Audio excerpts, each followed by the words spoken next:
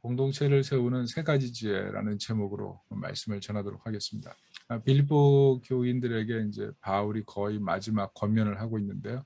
오늘은 세 가지로 압축해 볼 수가 있습니다. 기뻐하라, 관용하라, 그리고 기도하라. 이 세 가지로 정리할 수가 있어요.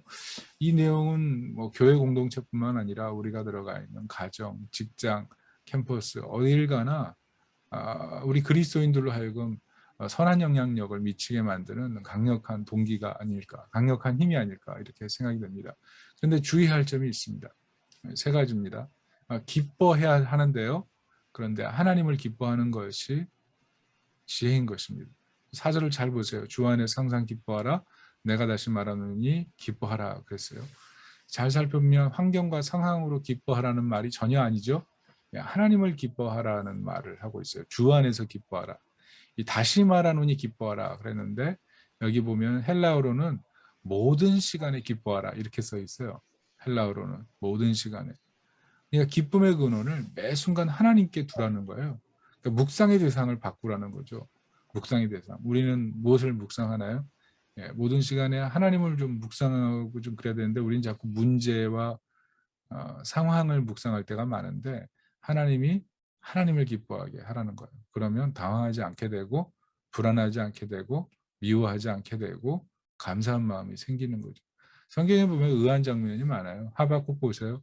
거기 보면 나라가 멸망하잖아요. 그런데 하나님을 기뻐해요.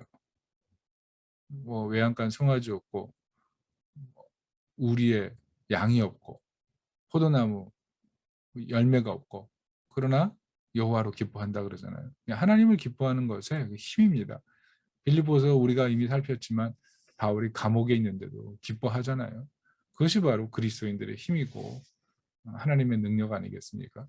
사도행전에서도 보면은 지하 감옥에서 매 맞고 나서도 실라가 하나님을 바울과 함께 찬양하는 그런 장면들이 있잖아요. 그런 것이 우리 신앙의 힘이다. 그런데 이 신앙의 힘이 어디서 오느냐? 근본적인 이유는 묵상의 대상을 바꾸는 것입니다. 문제가 아니고 하나님을 묵상하라는 거죠. 묵상이란 말이 히브리어로 하간데요. 반복해서 새기고 반복적인 습관을 얘기하는 거예요. 물끄러미 바라보는 거예요. 깊은 생각에 잠기는 거예요. 그러니까 사자가 먹이를 바라보면서 계속 주시하는 상태. 저는 그 내셔널 지오그래피 이런 거 좋아하거든요. 보면서 이렇게 아름다운 자연을 보는 것도 좋아하고 그 동물들이 막 뛰어다니고 서로 막 쫓아다니고 이런 거 되게 좋아해요. 사파리 약간 제가 야생성이 있는지 몰라도 그런 것들 좋아해요. 그런데 그 굶주린 사자가 딱 먹이를 잡으려고 이렇게 노려보고 유심히 쳐다보는 그런 장면. 그게 바로 하가구 묵상이라는 거죠. 그런 것처럼 우리가 하나님 말씀을 내 생명을 연장시키는 먹이처럼 계속 유심히 바라봐야 된다는 거죠. 새끼를 둔 사자가 새끼를 먹이기 위해서 유심히 바라보는 것처럼 우리가 그렇게 하나님을 유심히 바라보고 하나님을 유심히 생각할 때 우리 마음속에 기쁨이 오고 우리 삶에 생존이 온다는 거죠. 토마스 머턴이라는 분이 그런 얘기를 했어요. 진정으로 집중하기 위해서 치러야 할 대가는 우리 내면의 삶에 유용하지 않거나 필요하지 않은 것들, 그것을 의지적으로 관심을 두지 않으려는 확고한 결단이 필요하다. 이런 얘기를 했어요. 그러니까 그게 묵상이죠.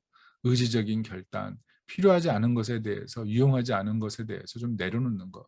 물론 삶에서 다 필요한 것들을 우리가 고민하고 그런 거지만, 그러나 실제로 우리 모든 것을 공급하시는 분이 하나님이시기 때문에 하나님 외에는 좀 관심을 끄는 좀 그런 영적인 습관이 필요하다는 거죠.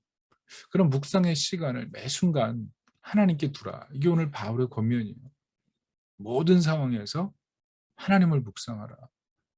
무거운 짐을 나를 때, 또 설거지할 때, 감정적으로 마음이 상할 때, 또 오해할 때, 다툴 때, 미워하는 사람이 생길 때, 하루 일과가 풀리지 않을 때, 계획을 망치는 사람을 만날 때, 그럴 때 우리가 사람과 문제와 짐을 묵상하는 것은 아니고 과거의 히스토리를 묵상하는 것이 아니고 하나님 안에서 내가 얼마나 사랑받은 존재인지, 내가 얼마나 존귀한 존재인지, 내가 얼마나 하나님이 기뻐하는 존재인지, 내가 얼마나 보물인지, 내가 얼마나 큰 용서를 받았는지 하나님이 얼마나 위대한 분인지 그런 것을 묵상하라는 거죠. 이렇게 하나님의 은혜와 사랑을 묵상하다 보면 기쁨이 몰려오잖아요. 상황과 상관없이 하나님이 주시는 기쁨이 몰려와요. 하나님 나를 사랑하신데 너무 기쁘잖아요. 나는 보잘것없는데 하나님 나를 보잘것있게 만들어 주셨잖아요. 그럼 내가 얼마나 내가 얼마나 귀한 존재가 된 거예요. 그런 거 생각하면 얼마나 감사한지 몰라요. 그래서 하가가 필요한 거예요. 우리가 그렇게 하나님을 묵상하다 보면 우리도 모르게 얼굴이 이렇게 밝아져요. 우리 얼굴이 달덩이가 된다니까요. 그래서 사람들이 우리에게 물어보게 되는 거예요. 당신 왜 이렇게 기뻐해? 당신 왜 이렇게 행복해? 이런 질문을 받을 수 있어야 된다고 생각해요. 지난번에도 말씀드렸죠. 우리 교회 집사님 사무실이 기독교 정신으로 사업하기 때문에 또 영어 학원이기 때문에 모든 사람들이 뭐라고 얘기했냐면 말끝마다 땡큐 땡큐 그러는 거예요. 감사해요 감사해요. 땡큐 땡큐.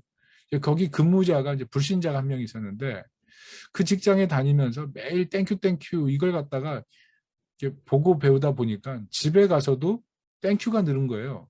자기도 모르게 그냥 사소한 일에 땡큐 땡큐 감사합니다 감사합니다. 그랬더니 어느 날 남편이 그 부인에게 얘기를 하더래요. 그 불신자인 그 근무자죠. 당신 요즘 달라졌어.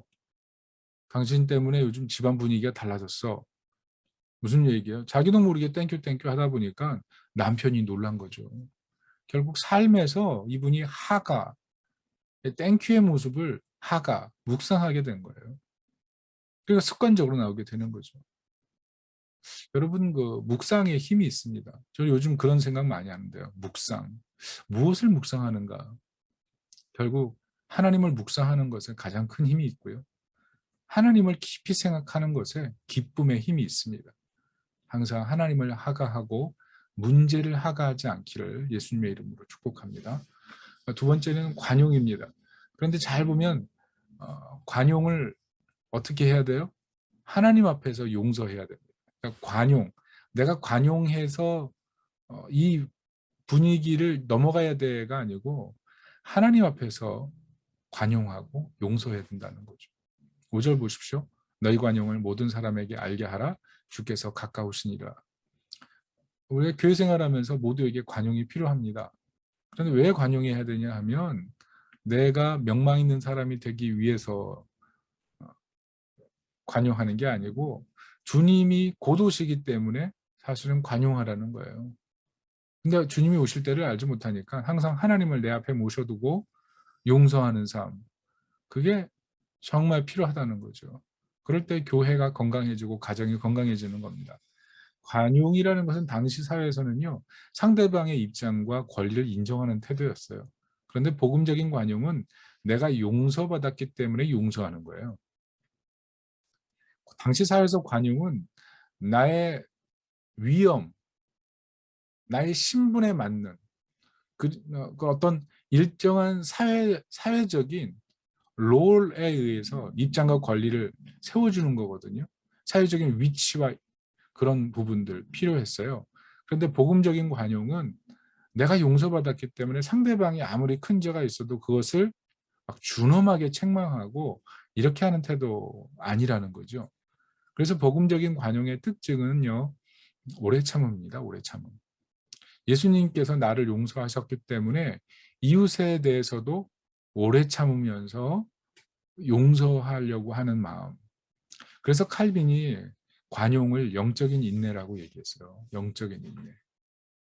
오래 참는 것. 관용은 주님이 오시기 때문이라도 오래 참아야 되고요. 주님 앞에 설 준비를 해야 되기 때문에 오래 참아야 되고요. 또 예수님이 우리를 오래 참으셨기 때문에 우리가 오래 참아야 되는 겁니다. 관용이 그런 거예요. 내가 오래 참아서 하나님의 자녀가 된 것처럼 하나님이 나를 오래 참으셨기 때문에 내가 용서받은 것처럼 누군가에게도 우리가 오래 참으면서 하나님의 사랑과 그 관용을 보여줘야 한다는 거죠. 그래서 우리가 알리스터 맥그라스가 얘기했던 것처럼 본질적인 것에는 일치하고 비본질적인 것에는 자유하고 모든 것은 사랑으로 하는 거예요. 용서받은 사랑받은 사람으로서 항상 관용하고 영적인 인내가 있어야 되는 거죠. 우리는 항상 좀 그런 게 있어요. 뜯어 고치려고 하는 마음이 있어요. 마음에 안 드는 건.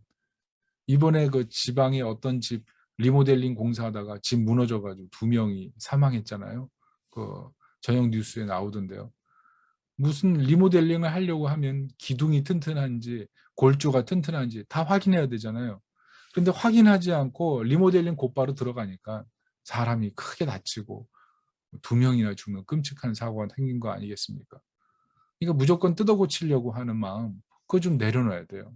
나와 생각이 다르다고 해서 무조건 뜯어 고치려고 하다가는 사고 나는 거예요. 집이 무너지는 거예요. 그러므로 항상 이 나와 다른 것을 잘 용납해야 됩니다.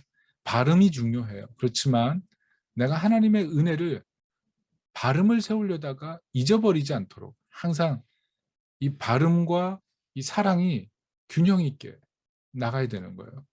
그래서 관용을 오래 참을 때는 항상 이 조심스럽게 다가가는 게 필요한 겁니다. 뭐 잘 아시는 얘기처럼 링컨의 정적이 에딘 스탠턴이잖아요. 이 사람이 링컨 얼마나 욕했습니까? 이 링컨 고릴라 원숭이라고 막 욕하고 그러잖아요. 대통령 취임식 할 때 뭐하러 저 재단에 고릴라를 원숭이를 세우느냐고, 아프리카 가서 차라리 데려오라고, 이렇게 엄청나게 비난했습니다. 근데 링컨 대통령이 대통령 된 다음에 이 스탠턴을 갖다가 비서관으로 발탁했잖아요. 사실 이 스탠턴이 링컨의 전기를 읽어보면 그 엄청난 술고래였고 성격도 굉장히 터프하고, 그래서 그 내각 안에서도 굉장히 골치 아픈 사람이었습니다. 그런데 링컨 대통령이 그 사람을 계속 품고 관용하고 가까이 측근으로 두고, 나중에 링컨 대통령이 죽은 다음에 스탠턴이 그런 얘기를 했대잖아요. 세계에 다시 없이 모든 사람의 마음을 지배했던 사람이라고. 여러분, 우리가 이렇게 주변의 사람들에게 어떤 말을 듣고 있는지를 한번 생각해 봐야 돼요. 내 마음을 지배했던 사람인지 아니면 나를 비난해서 내게 상처만 되는 사람인지를 잘 생각해 봐야 됩니다. 생각해 보세요. 예수님 원수인 나에게까지 관용을 베푸시고 오래 참으셨는데 나는 가시를 막는 사람인가? 아니면 마음을 지배하고 있는 관용의 사람인가? 예수님께서 십자가에서 인내하지 않으셨다면 우리가 어떻게 용서받을 수 있었겠습니까? 항상 영적인 인내를 통해서 하나님 앞에 모든 사람들을 세워갈 수 있기를 예수님의 이름으로 축원합니다. 마지막으로는 기도하라는 거예요. 그런데 그리스도 예수 안에서 하나님이 지키신다는 겁니다. 6절 7절을 같이 읽어볼게요. 시작. 아무것도 염려하지 말고 다만 모든 일에 기도와 간구로 너희 구할 것을 감사함으로 하나님께 아뢰라. 그리하면 모든 지각에 뛰어난 하나님의 평강이 그리스도 예수 안에서 너희 마음과 생각을 지키시리라. 헬라어로 기도라는 건 두 개예요. 프로시케가 있고 데에세이가 있습니다. 프로시케는 예배하는 마음의 기도고요. 데에세이는 하나님께 필요를 강청하는 기도예요. 오늘 다 나와요. 너희 염려를 하나님께 맡기고 기도와 간구로 하나님께 나가라, 이런 말. 기도와 간구, 오늘 프로시케와 데에세이가 다 나옵니다. 우리 이 두 가지를 사용해서 하나님께 기도해야 돼요. 예배하고 싶어서 우리의 필요가 있기 때문에 하나님께 간청해야 됩니다. 그런데 이것으로 끝나지 않습니다. 오늘 바울이 얘기하는 기도는 이게 다가 아니에요. 그냥 프로시케와 데에세이로 끝나는 게 아니에요. 정말 오늘 중요한 것을 얘기하고 있는데요. 이게 두 가지입니다. 먼저는 감사함으로 기도하라는 거예요. 이 감사로 기도하라는 말은 신뢰하라는 거예요. 하나님이 주시는 것이 최선이기 때문에 그 최선의 하나님을 믿고 감사함으로 기도하라는 겁니다. 하나님이 내가 기도할 때 최선을 다하실 것을 믿으라는 거죠. 가장 선한 길로 인도하실 것을 믿으라는 거예요. 시편 23편 3절에 내 영혼을 소생시키시고 자기 이름을 위하여 의의 길로 인도하신도다, 이렇게 얘기하시잖아요. 자기 이름을 위하여 의의 길로 인도하신도다. 하나님의 이름을 위해서라도 하나님이 우리의 기도를 가장 선한 길로 인도하신다라는 그런 믿음이 있어야 돼요. 특별히 오늘 지키시리라 그러잖아요. 이게 망을 보는 거잖아요. 군인이 망을 보는 상태가 지키시는 건데, 이렇게 우리가 하나님을 신뢰하면서 기도하면 하나님이 우리의 영혼에 망을 보며 군사가 지키는 것처럼 우리를 지키시고 평강으로 채워주시는 거예요. 그래서 좀 우리가 생각보다 이 하나님에 대한 신뢰와, 그러니까 우리는 항상 이게 문제만 기도하고 그냥 예배를 위해 기도할 때 그냥 주일날 와서 잠깐 기도하고 이런 식으로 치를 때가 많은데, 이 하나님에 대한 신뢰 회복, 마음속에서 하나님에 대한, 하나님이 내 인생을 위해 최선을 다할 것이라는 그런 신뢰 회복을 위해서 사실은 생각보다 기도를 좀 많이 할 필요가 있습니다. 불안하고 어려운 일이 있을 때 좀 더 오래도록 기도할 필요가 있어요. 보면 우리는 항상 번갯불에 콩고 먹듯이 그냥 아침에 안녕하세요 하나님 하고 뚝딱 하고 하루를 시작하고, 밥 먹을 때도 아유 감사합니다 하나님 하고 그냥 뚝딱 하고 이렇게 하는데, 야고보처럼 낙탐으로 그 자리가 패일 만큼 우리가 좀 그렇게 오래도록 기도하는 게 필요해요. 하나님을 신뢰할 수 있을 때까지, 우리 문제에 대해서 하나님이 응답하실 때까지. 내가 생각하는 것보다 좀 기도를 풍성히 할 필요가 있어요. 제가 이번에 아이를 처음으로 그 대학 입시 시험을 보게 하면서 기도를 했는데, 제 개인적인 얘기지만 잠깐 나누면요, 총 4교시 시험이 있는데요, 1교시 시험 볼 때는요 그날 이렇게 어수선하더라고요. 여러분들도 오셔서 같이 기도하는데 뭐 준비할 것도 있고 왔다 갔다 하다 보니까 제가 기도하는데 기도가 집중이 하나도 안 되는 거예요. 근데 우리 아이가 1교시를 완전히 망쳤더라고요. 2교시는 기도하는데 이상하게 너무 정신이 맑은 거예요. 우리 아이가 수학을 굉장히 못하거든요. 근데 너무 머리가 맑은 거예요. 그날 아이가 이상하게 수학을 시험을 그래도 조금 봤어요. 그리고 3교시는 제가 우리 아이가 영어인데 좀 이건 잘하겠지라고 생각을 했어요. 그리고 기도하면서도 적당히 기도했던 것 같아요. 평소 실력대로만 나와라 이러면서. 그런데 시험 망했어요. 그리고 마지막 4교시는 아이고 하나님 이건 평소에 지 실력대로 해도 힘들 겁니다. 이런 마음으로 기도했어요. 그런데 역시 점수가 힘든 점수가 나왔어요. 기도한 대로 이 결과가 나왔다는 것을 제가 좀 봤어요. 후회가 되더라고요. 좀 더 풍성히 기도할 걸, 좀 더 간절히 기도할 걸. 그런 후회가 밀려왔어요. 보면서 결국 기도하면서 내가 중심된 기도를 했구나. 하나님의 절대적인 은혜를 구하면서 하나님의 선하심을 신뢰하면서 그렇게 좀 더 기도할 걸. 제가 보니까 2교시만 그렇게 정말 그렇게 기도했던 것 같아요. 2교시가 뭐 이렇게 성적이 잘 나왔던 것도 아닙니다. 그런데 결국 마음과 생각이 하나님을 신뢰하는 상태에서 제 마음과 생각이 지켜지고 하나님께 집중하더라고요. 결국 이런 기도에 하나님의 평강이 임하고 모세에게 임한 하나님의 광채가 우리에게 임한다는 것입니다. 그래서 항상 하나님에 대한 절대적인 신뢰가 있는 감사의 기도, 이런 기도가 있길 바랍니다. 그리고 기도에 있어서 또 하나는 그리스도 예수 안에 있는 기도가 되어야 한다는 것입니다. 그리스도 예수 안에서 너희 마음과 생각을 지키시리라 이렇게 얘기하잖아요. 그리스도 예수 안에 있는 기도. 여러분, 내 기도가 나를 지키는 것이 아니라 예수님께서 중보자가 되셔서 내 기도를 완전하게 하시는 겁니다. 우리가 기도할 때 예수님이 중보자가 되셔서 그 기도가 하나님께 올라가는 것입니다. 그것을 기억해야 돼요. 나는 아무리 중언부언하고 어리석게 기도할지라도 예수님 안에서 우리 기도가 온전해집니다. 그런 믿음이 있어야 돼요. 그리고 우리 기도는 그리스도 안에 있기 때문에 우리가 자녀로서 기도하는 그 시간이 너무나 복된 시간이에요. 예수님과 교제하는 시간이고 예수님 때문에 하나님과 교제하는 시간이잖아요. 그래서 그 기도하는 시간 자체가 너무 행복한 시간이에요, 사실은. 내가 기도하는 그 시간이 예수님께서 중보하는 시간이기 때문에 예수님과의 깊은 교제가 되는 거예요. 그래서 우리는요, 기도가 사실은 예수님과 사랑의 미로가 있는 시간이에요. 연인과 그 차를 마시면서 즐거운 시간을 보내는 것처럼 우리 예수님과 즐거운 그 교제 시간이 열리는 거예요. 그래서 기도 자체가 얼마나 따뜻하고 아름다운 시간인지 몰라요. 그것을 기억해야 됩니다. 그리고 기도할 때 주시는 이 하나님의 평강이 예수님의 공로로 임하는 거예요. 요한복음 14장 27절에 보면 평안을 너에게 끼치노니 곧 나의 평안을 너에게 주노라. 내가 너에게 주는 것은 세상과 같지 않다. 이렇게 얘기하잖아요. 하나님이 우리에게 주시는 평강, 그게 내가 기도해서 오는 게 아니고 예수님이 가지셨던 그 평강이 예수님의 공로로 하나님이 우리에게 부어주시는 거예요. 그래서 우리가 기도할 때 그리스도 예수 안에서 하는 그 기도, 그 기도가 놀라운 힘이 있다는 것을 항상 기억해야 됩니다. 어떤 사람이 그랬대요. 세상의 빚, 여러분 빚 알죠? 빚이 얼마나 힘들게 만듭니까? 세상의 빚을 한 방에 해결할 방법을 찾았대요. 그렇게 얘기했대요. 그 방법은 뭐냐면 한 놈한테 빚을 다 몰빵하고 걔를 죽여버리면 그럼 모두 자유라는 거예요. 그 얘기를 듣던 어떤 사람이 그랬대요. 그게 기독교야. 그렇게 얘기했대요. 그게 기독교야. 맞죠? 세상의 모든 빚 한 분에게 다 떠맡기시고 그 한 분이 죽어버렸어요. 그래서 빚이 청산된 거예요. 그게 기독교예요. 세상의 모든 불안이 예수님 한 분에게 다 떠안겨지고 그 불안이 예수님 죽으심으로 불안도 죽은 거예요.